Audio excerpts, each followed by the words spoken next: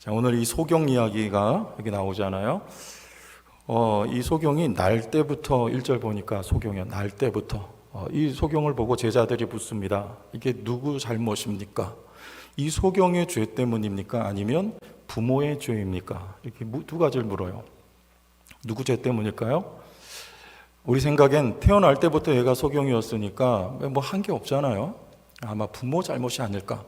보통은 우리가 그렇게 생각하기 쉬운데 우리 그거 성경에선 답을 하지 않습니다. 예수님 뭐라 하시냐면 우리 3절과 같이 대답을 하세요. 실은 우리 모든 고난이나 고통은요 다 우리의 죄로 말미암아 오는 게 성경적입니다. 만약에 우리에게 죄가 없었다면 병도 없을 것이고 죽음도 없을 것이고 가난도 없을 것이고 어려움이 없었을 거예요. 우리 천국에 가면 그렇게 살아갈 수 있죠. 그러나 아직 여기 살아가는 동안에는 신불신을 막론하고 어려움이 있다 그거예요. 근데 그 원인은 뭐냐면 다 죄라는 것입니다. 자, 그럼 여기서 질문이 나오지 않겠습니까? 우리는 예수 믿고 죄 사함 받았고 하나님 자녀가 됐어요. 그런데도 왜 우리에게 때로는 불행이라고 여겨지는 것, 때로는 시련, 이런 게 왜 우리에게 있느냐? 그럼 그런 질문 안 드세요? 그런데 여기서 우리는 그런 일을 만날 때 여기 이 제자들의 질문과 같은 생각합니다. 알 수 없는 고난, 무엇 때문일까? 우리 주변에도 종종 있지 않습니까? 알 수 없는 고통, 무엇 때문일까? 우리는 그런 생각해. 혹시 내가 뭔가 살아오면서 하나님 앞에 범했던 그 큰 죄들로 말미암아 지금 벌어지고 있는 일이 아닐까? 우린 이런 질문을 합니다. 그러나 예수님은 거기에 대해서 대답하지 않으시고 원인이 뭐냐를 부모냐 이 사람이냐 원인이 뭐냐를 제자들은 질문했지만 예수님은 목적을 대답하세요. 3절 같이 읽어봅니다. 3절 찾았어요? 시작. 예수께서 대답하시되 하나님이 하시는 일을 나타내고자 하심이라. 자, 이 사람 죄, 이 부모의 죄, 이거 말씀 안 하세요. 여러분, 우리의 관심도 여기 있어야 돼요. 혹시 지금 이 일들이 내가 뭐 잘못해서 그것 때문이 아닐까? 그거 성경적인 질문이 아닙니다. 예수님은 이 일로 인한 하나님의 목적이 무엇인지를 말씀하시는 것인데 뭡니까? 하나님이 하시는 일을 나타내기 위한 목적이라는 거예요. 여러분, 무슨 일이든지 간에 여러분 여기 이 말씀으로 우리에게 다 적용이 됩니다. 지금 여러분 우리 삶에 모든 일어나는 일들은요 하나님이 하시는 일을 나타내고자 하는 거예요. 하나님이 하시는 일이 뭐냐? 여러분 다윗의 생애를 보세요. 얼마나 많은 시련이 있었습니까? 그런데 그 시련의 원인이 뭐냐? 물론 밧세바 이야기에선 찾을 수 있어요. 그러나 그 앞에 다윗의 생애에서는 그 앞에 뭔가 그 오점을 발견하기 어렵습니다.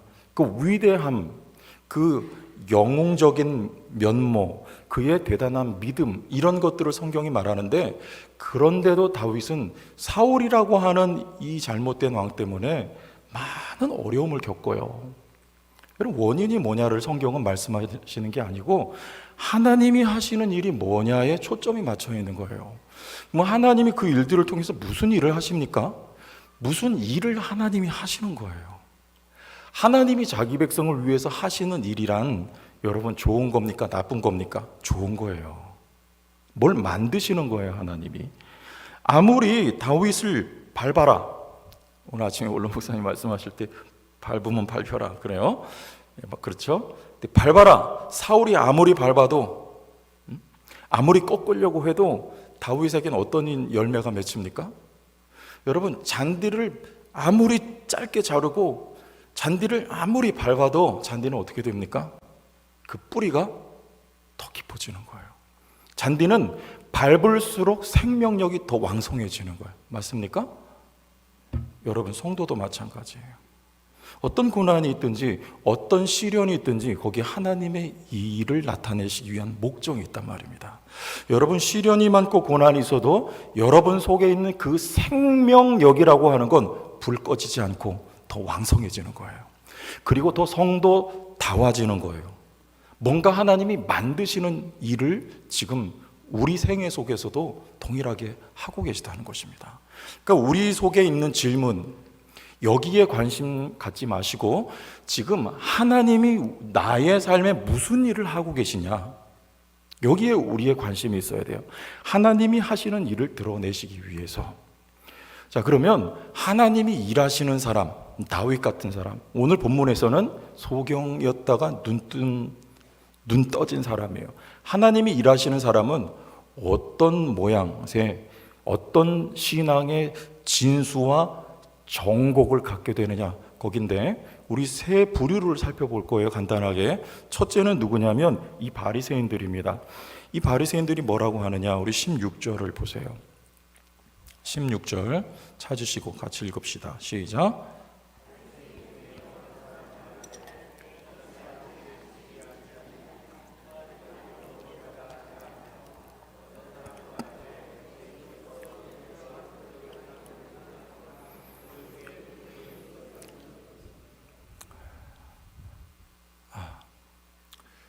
만대포 쉬어야 되겠다.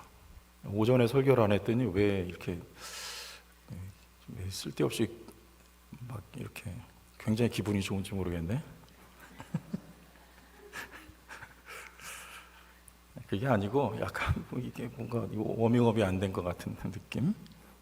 뭐라고 해요? 이게 바리새인들이 안식일을 지키지 아니하니 하나님께로부터 온 자가 아니라, 그 말이에요. 아니, 지금 예수님이 하나님의 아들이고 눈앞에 보면서도 이 사람들은 까마득해요. 캄캄해요. 누가 소경이에요? 이 사람들 소경이에요. 왜 이렇게 됐습니까? 이 유대인들 말씀 너무나 잘 알아요. 지금 예수님이 안식일에 진흙을 이겨서 소경의 병을 고쳐줬어요. 그 진흙 이긴 것 때문에 안식일 범했다. 여러분, 이걸 걸 정도니 얼마나 율법에 해박합니까?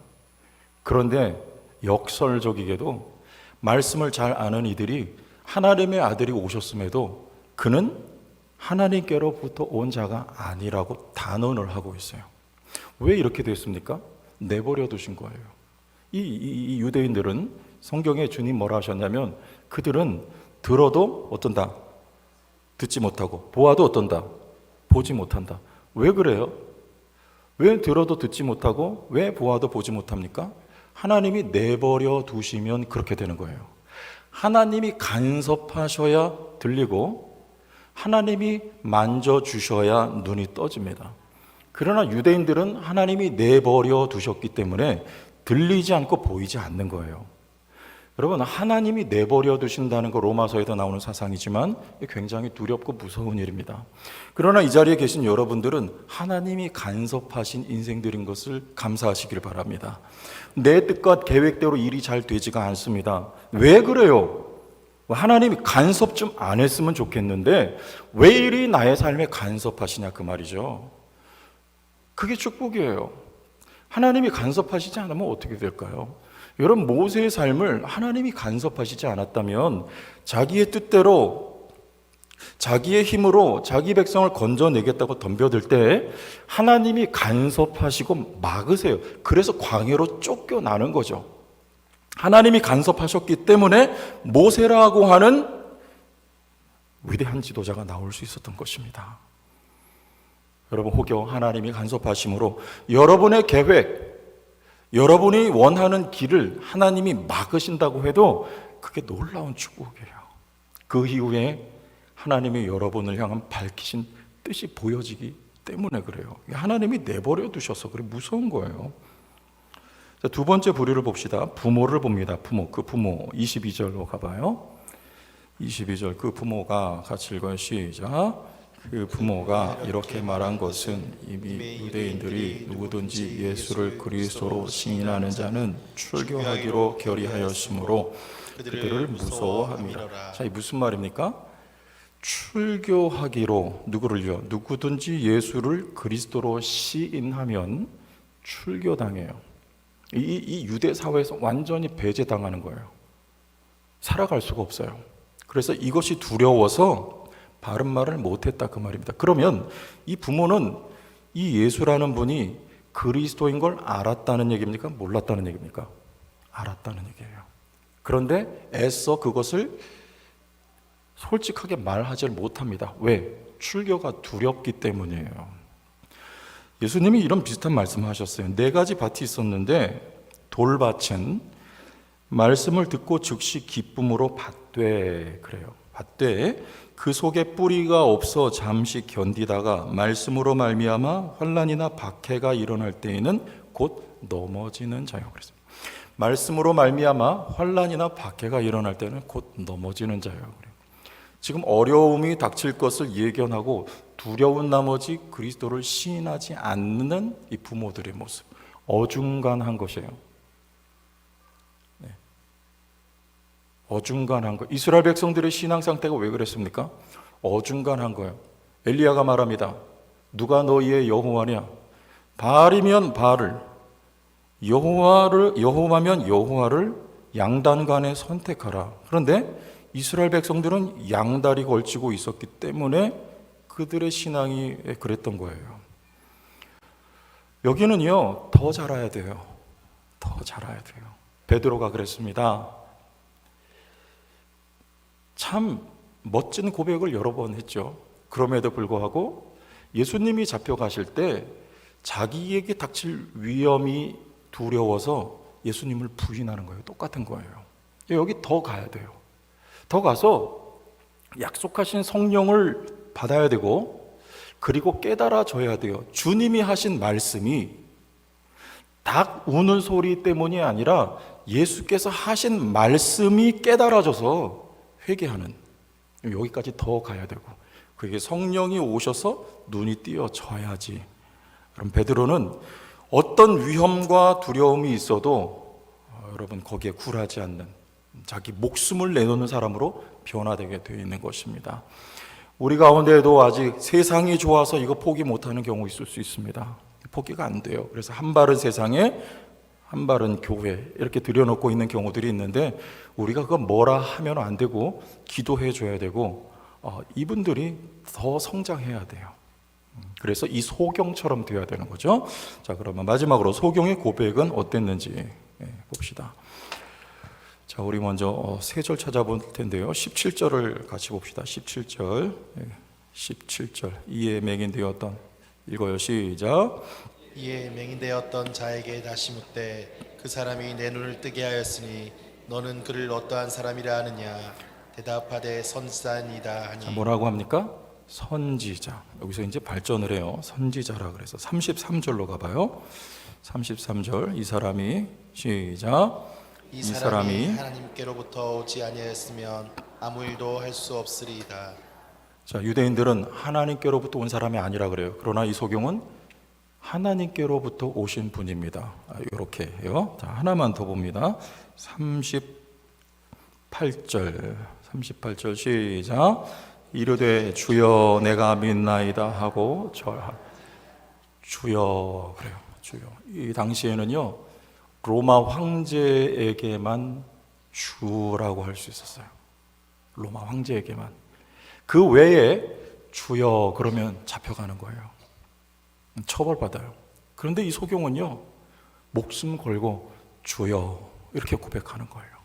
더 놀라운 거 뭔지 아세요? 예수님께서 자신을 계시하시거든요. 뭐라고 계시하셨냐면 거기에 대해서 주여라고 해요. 놀라운 거예요. 뭐라고 하셨는가? 35절로 가봅니다. 35절 여기 마지막이에요. 같이 읽어봐요. 시작.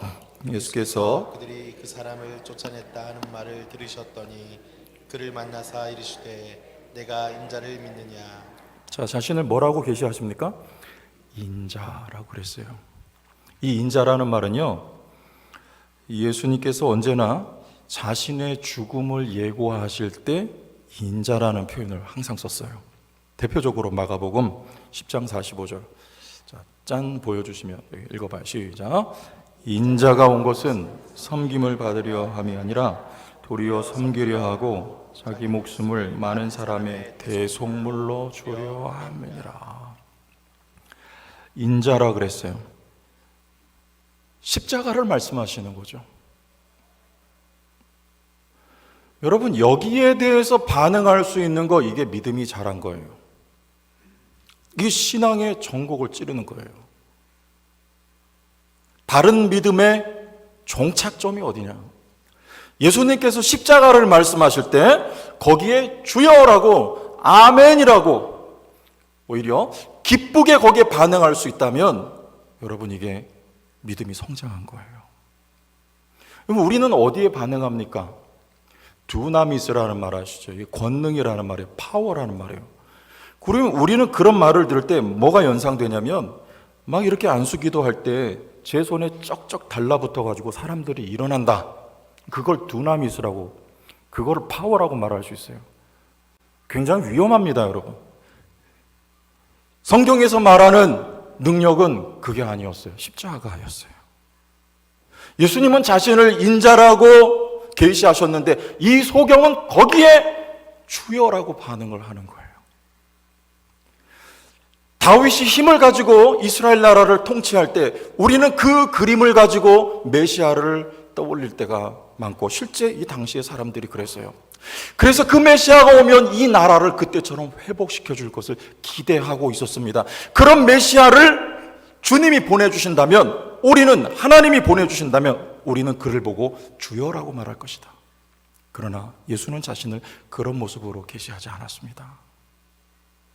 십자가는 유대인들에게 저주요, 헬라인들의 사상에는 미련한 것입니다. 사도 바울은 십자가형을 당하지 않았습니다. 왜? 그는 로마 시민권을 가지고 있었기 때문에요. 십자가에는 노예들만 십자가형을 받는 거예요. 그런데 하나님의 아들이 십자가로 자신을 계시하시는 거죠. 인자라고. 여러분, 오늘 우리는 어떤 주님을 기대하고 어떤 주님을 보고 우리는 기쁘게 반응합니까? 세상의 성공과 세상의 용통과 세상의 강성함과 세상의 부유함에 우리는 큰 소리로 화답할 때가 너무나 많아요.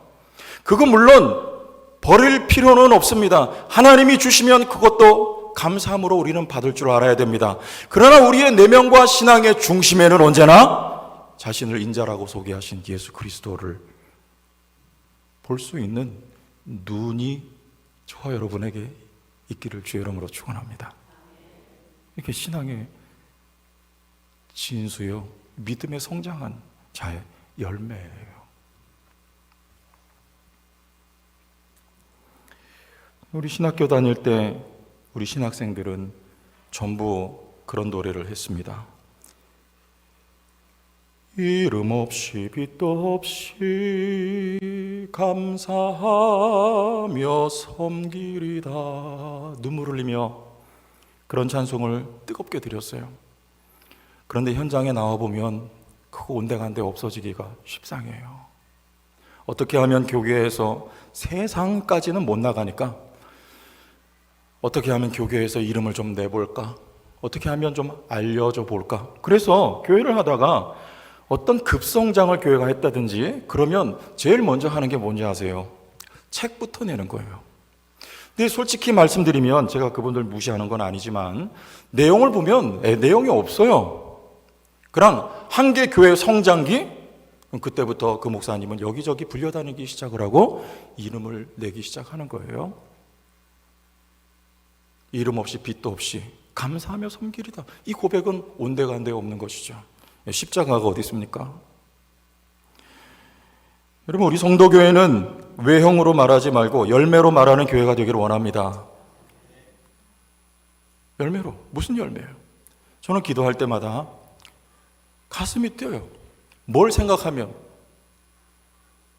영혼을 구원해서 제자 만드는 거예요. 우리 제천 땅에 13만 인구가 있는데 우리 성도교회에서 세워진 이 목장들로 말미암아 여러분 영혼들이 죽게 돌아오는 그 환상과 꿈을 꾸면요 가슴이 뛰어요. 여러분 안 뛰세요? 안 뛰는구나. 저와 함께 꿈꾸시기를 축복합니다. 기도할 때마다 여러분 가슴이 막 뛰어야 돼요. 하나님 앞에 기도하게 돼요. 세상이 알아주지 않아도 외형으로 뭔가 갖춰진 게 없다고 할지라도 이 일을 위해서 묵묵히 하나님이 세워주신 이 자리, 이 장소에서 눈물로 기도하며 영혼을 건져내는 일을 합시다. 아무도 알아주지 않아도요. 그 꿈을 꾸면 가슴이 시릴 정도로 여러분 가슴이 뛰는 거예요. 누가 알아주든 말든 묵묵히, 예수님께서 누가 알아주든 말든 변명하지 아니하시고 침묵으로 일관하시며 묵묵히 십자가를 지시고 하나님께 자신을 의탁하시며 운명하셨던 것처럼, 그러나 하나님이 알아주시고 그를 하나님이 높여주신 그 십자가의 길을 제자된 우리가 따라가야 되지 않겠습니까? 아무도 알아주지 않아도 묵묵히 계신 곳에서 묵묵히 여러분 사명을 감당하시는 우리 모두가 되길 바라요. 십자가 거기에 기쁘게 반응할 수 있느냐? 흔쾌히 순종할 수 있느냐? 그 믿음으로 좌로나 우로나 치우치지 않고 그 주님 가신 길을 우리가 쫓아갈 수 있느냐? 이 말씀 드리려고 하는 것이죠. 하나님이 여러분 우리 삶에 일하십니다. 우리가 할 수 없는 많은 일들이 있습니다. 해석이 안 되는 고난과 어려움이 있습니다. 그러나 우리는 그 원인이 아닌 지금 목적에 주목을 해야 돼요. 하나님이 그 상황 속에 무슨 일을 하고 계시냐? 바로 이 일입니다. 우리로 하여금 인자라고 자신을 계시하신 그 주님의 선포 앞에 우리도 주여라고 기쁘게 반응할 수 있는 믿음이 자란 사람으로 하나님이 우리를 만들고 계신 그 일을 하나님이 하신다, 그 말이죠. 그래서 우리는 이 말씀에 주목을 하고 말씀을 마무리 지으려고 합니다. 6절, 7절을 봅시다. 6절. 이 말씀을 하시고 같이 읽어요. 시작. 이 말씀을 하시고 땅에 침을 뱉어 진흙을 이겨 그의 눈에 바르시고 이르시되 실로암 못에 가서 씻으라 하시니 실로암은 번역하면 보냄을 받았다는 뜻이라. 그래요. 우리도 이 소경처럼 반응하고 싶습니다. 그런 믿음을 가지고 싶습니다. 그러나 누가 그럴 수 있느냐? 바리새인이 되기 원치 않습니다. 그 부모들처럼 어중간한 믿음의 소유자가 되기 원치 않습니다. 소경처럼 우리도 뜨거운 믿음을 갖기를 원하고 언제나 주님만을 선택할 수 있기를 원합니다. 십자가에 달리신 그 예수를 환영하기를 원해요. 누가 그렇게 할 수 있느냐? 예수님께서 하나님이 하신 일을 그리스도가 오셔서 하십니다. 그 일이 무슨 일이냐? 창조의 일입니다. 진흙을 이겨서, 창세기 말씀에 보면 하나님이 진흙으로 사람을 창조하신 것이죠. 예수님께서 진흙을 이겨서 그 눈에 발라 눈을 창조해 주셔야 이 소경의 삶에 하나님이 지금 일하고 계신 결과가 바로 이 소경의 믿음의 고백이었어요. 하나님이 지금 여러분의 삶에 이 일을 하고 계십니다. 아니, 이미 일하셨습니다. 그리스도 안에 여러분 새로운 피조물로 창조하셨습니다. 그러나 우리의 눈을 새롭게 지어주셔야 됩니다. 그래야 우리가 예수를 볼 수 있게 되는 거예요. 자신을 인자라고 계시하신 주님 앞에, 주님, 당신이 나의 주이시며 나의 그리스도이십니다. 십자가 앞에 십자가를 환영할 수 있고 주님 가신 그 십자가의 길을 기쁘게 쫓아갈 수 있는 바울과 같은 삶의 열매가 주님이 여러분의 눈을 만져주시고 새로 지어주셔야 하나님의 일하심으로 말미암아 우리에게 주어질 축복인 것입니다. 여러분 자녀에게 이 은혜가 더해지시고 여러분의 기도하고 계신 누군가에게 주님이 그 눈에 진흙을 이겨서 눈을 새롭게 창조해 주시는 역사가 있기를 예수님의 이름으로 축복합니다. 여러분 모두가 되기를 바랍니다.